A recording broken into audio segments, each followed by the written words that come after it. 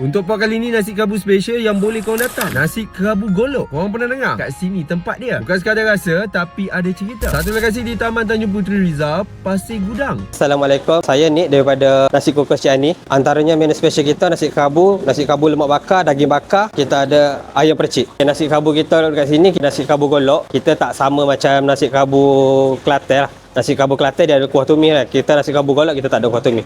Kita ada budu dengan sambal saja. Siapa-siapa yang duduk kawasan sekitar yang berkata mana nak mari rasa boleh mari rasa. Dia tengok pinggan depan mata, bau dia pun dah cukup menggoda. Yang ni nasi kerabu golok. Datang dengan budu tumis, rasa manis-manis. Yang pasti budu pakai ori, bukan barang murah. Yang syok tu datang dengan kombinasi manis, pedas dan ulam-ulam. Ada lemak bakar yang garing-garing. Bila makan terasa balance, smoker tu ada. Dan pilihan lain ada juga macam ayam percik versi Johor. Ada daging bakar dan juga siakat crispy kalau nak. Yang buat kamu order kat sini, bila kau ambil set, tambah lagi RM3 dapat keropok dan teh ais ataupun sirap ais. Dan selain itu juga ada ayam gepuk, memang betul-betul gepuk. Aku puji dia punya sambal ayam gepuk. Menyala punya syok melayan kalau makan seorang-seorang. Macam mana pun nasi kukus ayam berempah jangan lupa order. Rasa manis-manis pekat kat kuah tu kuat. Sampai teringat kat wok kat nilai. Kasturi asam boy dan green tea antara the best yang boleh korang cuba. Overall boleh kata puas hati makan kat sini. Bukan rasa tapi ada cerita. Rasa tradisi dekat di hati. Aku percaya ramai lagi yang belum pernah datang sini. Jadi datang sini boleh cari nasi kukus Cik Ani. Buka setiap hari kecuali hari Rabu daripada pukul 9.30 pagi sampai 6 petang.